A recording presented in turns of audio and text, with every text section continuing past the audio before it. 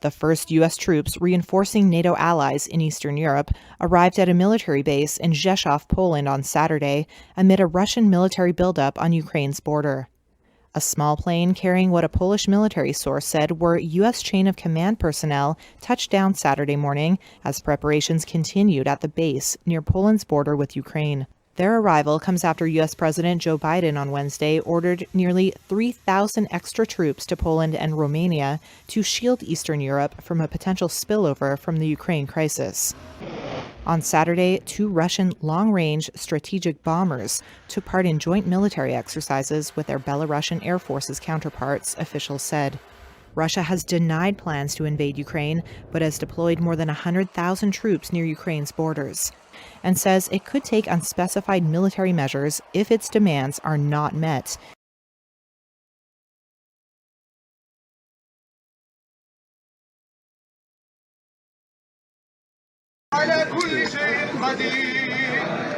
It was always going to be a daunting task with slim chance of success. Rescue workers formed a guard of honor as 5-year-old Rayan's body was brought out of a well, where he'd been trapped since Tuesday night after falling in.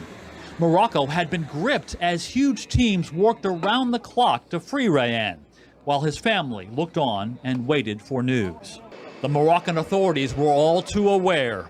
It was a delicate and complicated operation, fraught with the danger that digging could cause the walls of the 32-meter deep well to collapse.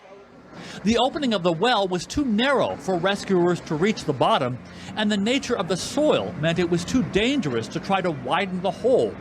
So heavy equipment had to be brought in to dig a parallel ditch. Locals used rope to send oxygen and water to the boy while rescuers worked.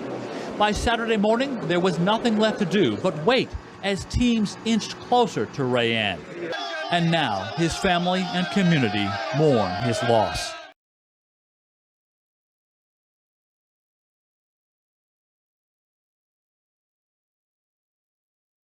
All right, let's now shift our attention to the rest of the province of Balochistan in Pakistan, where a 72-hour-long operation reportedly has now come to an end, where the Pakistani soldiers have killed about 20 Baloch militants in 2 separate encounters in the Balochistan province.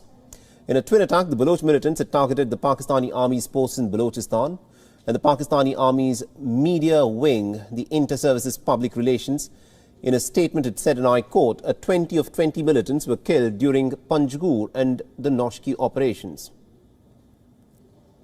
Further adding that 9 Pakistani security personnel had also lost their lives during the operations.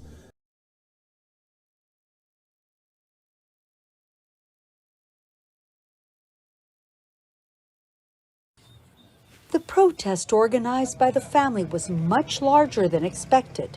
Thousands throughout Brazil calling for justice for Moise Kabangambe, a Congolese migrant whose face is now everywhere.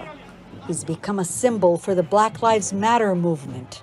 Moise was brutally beaten to death in this beach kiosk where he used to work. It's in the same neighborhood where President Jair Bolsonaro owns a house. CCTV released by the police show Moise arguing with a man. He was taken down by others, beaten with a club and a baseball bat, and tied to a pole. Black people represent more than half of Brazil's population, the largest number outside of Africa.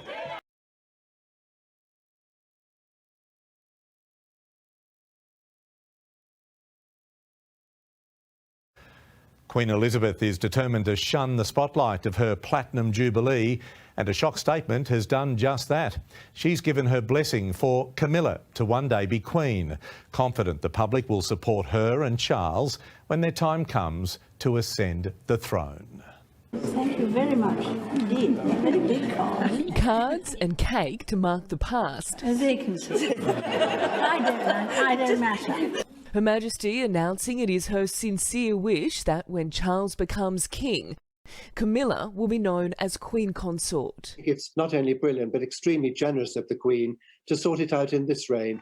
Camilla would have been Queen by law, and now she can also be Queen by name.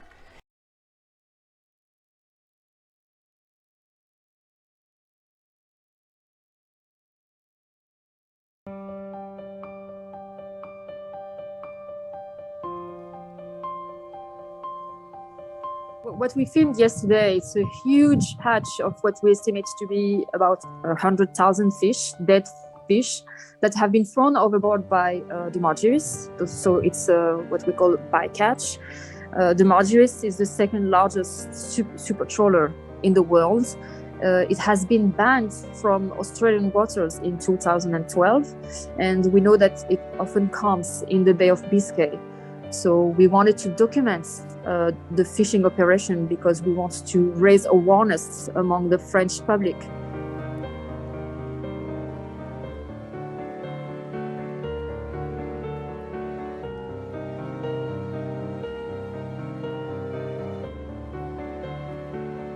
It's forbidden for a fishing vessel to throw overboard bycatch. It's supposed to bring the bycatch in port and to make a declaration.